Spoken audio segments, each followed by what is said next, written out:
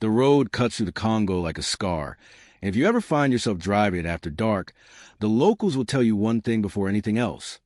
Do not stop, do not step off the path, and if you hear a hissing sound in the leaf litter, do not look for where it's coming from. Just drive, because somewhere in that wall of green, in a place no satellite has ever properly mapped, something with 8 legs and a body the size of a dinner table is said to be waiting. This is the story of the J'Ba Fofi, the great spider of Central Africa, and why some people who have spent their entire lives in that forest insist it isn't a myth at all. To understand why a creature like this could hide in plain sight, you first have to understand the place it supposedly lives. The Congo Basin is the second largest rainforest on Earth, trailing only the Amazon, and it stretches across roughly 500 million acres of Central Africa, spilling into 6 different countries. Despite decades of aerial surveys and satellite imaging, enormous sections of it have never been physically explored by outside researchers. The canopy is so dense in places that sunlight barely touches the ground, and the terrain underneath is a maze of swamps, ravines, and rivers that make foot travel brutally slow.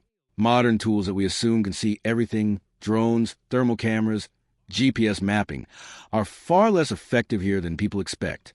Triple canopy cover blocks most aerial sensors, and humidity plays havoc with electronics left out for any length of time.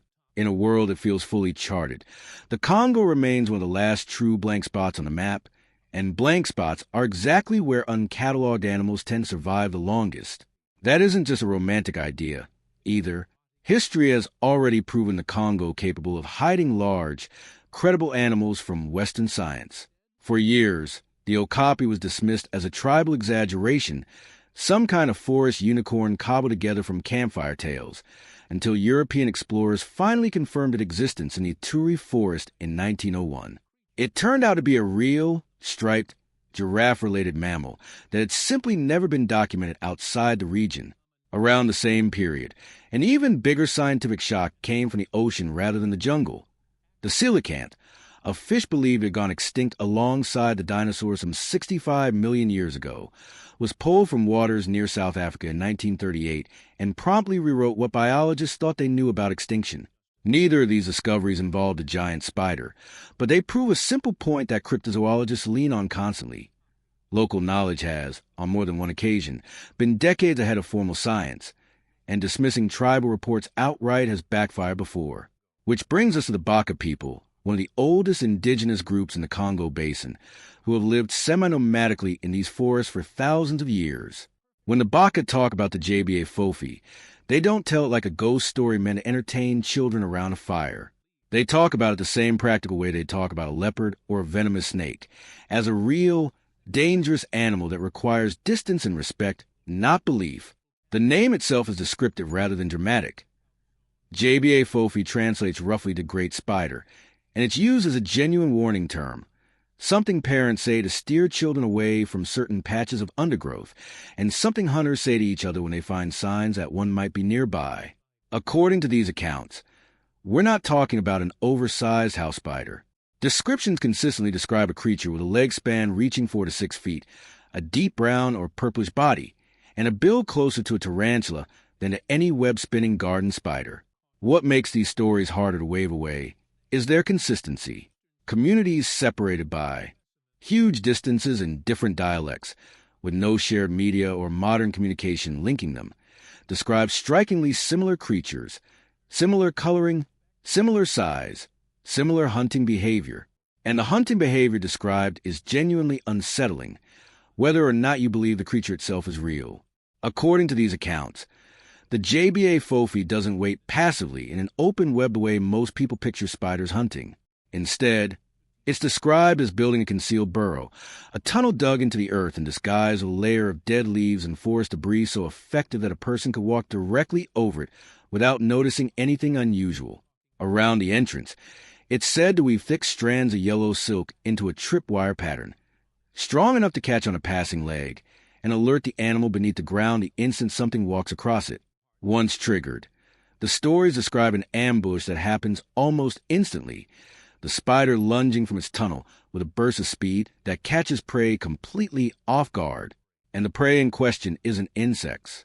Local accounts describe these spiders taking down birds and duikers, a type of small forest antelope, and in some tellings, venturing close enough to human settlements to take domestic animals as well, whether or not you take the creature literally.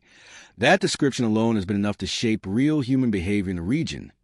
There are reports from areas like Congo and Moanda of hunting routes and settlement patterns shifting specifically to avoid places associated with the spider. Local testimony is one thing, but the case for J'Ba Fofi doesn't rest on Baka accounts alone. In 1938, a British explorer named Reginald Lloyd was traveling to the Belgian Congo, as it was then known, with his wife Marguerite, when their vehicle slowed on a remote forest track. According to Lloyd's later account, a massive shape crossed the road ahead of them, and once it moved into full view, it became clear this wasn't a monkey or a wild cat. It was a spider, with a leg span he estimated at 4 to 5 feet across. He described the movement as fast and fluid despite the creature's size, and by the time he thought to reach for his camera, it had already sensed the vehicle and retreated into the brush. He never got the photograph. What makes the Lloyd account stand out from typical cryptid claims is a lack of any obvious motive behind it. The Lloyds weren't cryptid hunters looking for publicity, and they reportedly didn't share the story widely until years after it happened. There was no book deal, no expedition funded off the back of it, just two ordinary travelers describing something that frightened them badly enough that, according to the story, Marguerite refused to return to that stretch of forest for the rest of their trip.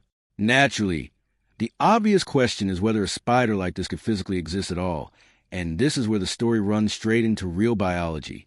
Spiders don't scale up the way our intuition assumes they would.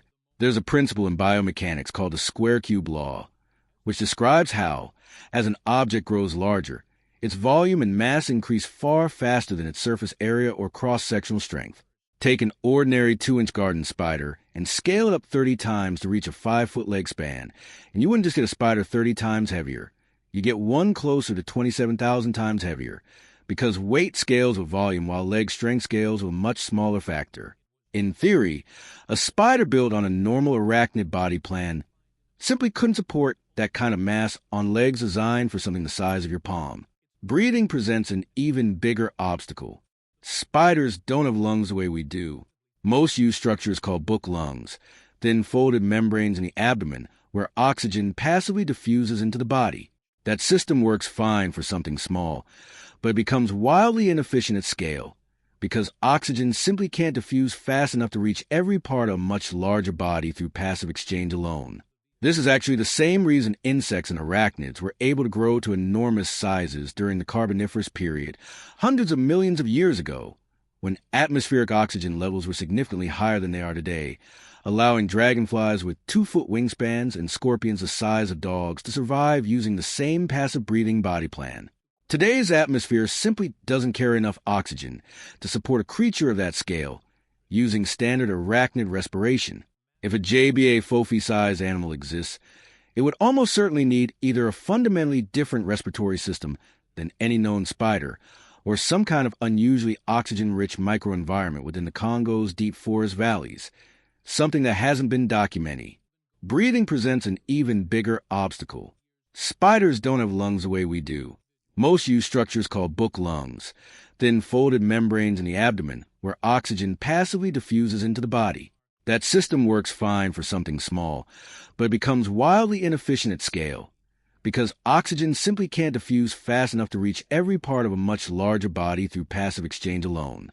This is actually the same reason insects and arachnids were able to grow to enormous sizes during the Carboniferous period, hundreds of millions of years ago, when atmospheric oxygen levels were significantly higher than they are today, allowing dragonflies with 2-foot wingspans and scorpions the size of dogs to survive using the same passive breathing body plan.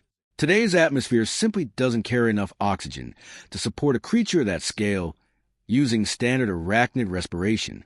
If a J'Ba Fofi-sized animal exists, it would almost certainly need either a fundamentally different respiratory system than any known spider, or some kind of unusually oxygen-rich microenvironment within the Congo's deep forest valleys, something that hasn't been documented. To get a sense of how far nature has already pushed in this direction, using animals we know for certain exist, it helps to look at the current record holders. The Goliath bird eater, found in the rainforests of South America, is widely considered the largest spider on Earth by mass, with a leg span that can reach roughly 12 inches and fangs long enough to pierce the skin of small vertebrates. It's not remotely close to 5 feet, but it proves that spiders capable of preying on birds and small mammals aren't just theoretical. Then there's a giant huntsman spider, found in caves in Laos, which trades bulk for leg length and speed, actively chasing down prey rather than waiting in a web. Neither of these animals comes close to J'Ba Fofi's reported size, but together they demonstrate that evolution has already experimented with both the bulk and the speed side of what a Congo-sized ambush predator would theoretically need. It's also worth clearing up a common point of confusion here. Viral photos of so-called camel spiders from Middle Eastern conflict zones, showing creatures supposedly the size of a human leg, are almost entirely a trick of forced camera perspective. Real camel spiders are fast, aggressive, and genuinely unsettling to look at, but they're only a few inches long. That case is a useful reminder that not every dramatic-looking claim holds up, even as other, better-supported cases keep the broader question open. If you want the strongest real-world argument that large land arthropods aren't a biological impossibility, look at the coconut crab instead of the spider. These are genuine, documented animals living on islands across the Indian and Pacific Oceans, capable of growing up to 3 feet across and weighing as much as 9 pounds, with claws strong enough to crack open a coconut shell or kill a small bird. They're air-breathing, land-dwelling, and shell-covered, proof that an exoskeleton-based body plan can support serious size on land under the right conditions. Isolated ecosystems with limited competition and steady food supply have produced dramatic size increases in other animal groups before, a phenomenon biologists refer to as island gigantism, and some who take the J'Ba Fofi seriously point out that the Congo functions almost like an ecological island of its own, an ancient, stable, and largely undisturbed refugium where lineages that vanished elsewhere mig. That word, refugium, comes up a lot in serious discussions of Congo cryptozoology, describing a region that stayed environmentally stable while the rest of the planet cycled through ice ages, droughts, and mass extinction events. Places like that let old evolutionary designs persist essentially unchanged for extremely long stretches of time, the same way sharks and crocodiles have barely changed in tens of millions of years because their basic design was already efficient enough.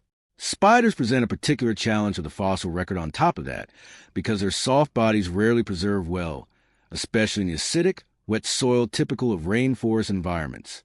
An entire undiscovered lineage of large arachnids could theoretically persist for millions of years without leaving behind fossil evidence clean enough for paleontologists to identify with confidence, which is part why researchers sometimes talk about ghost lineages, species implied by gaps in the evolutionary tree rather than confirmed by physical remains.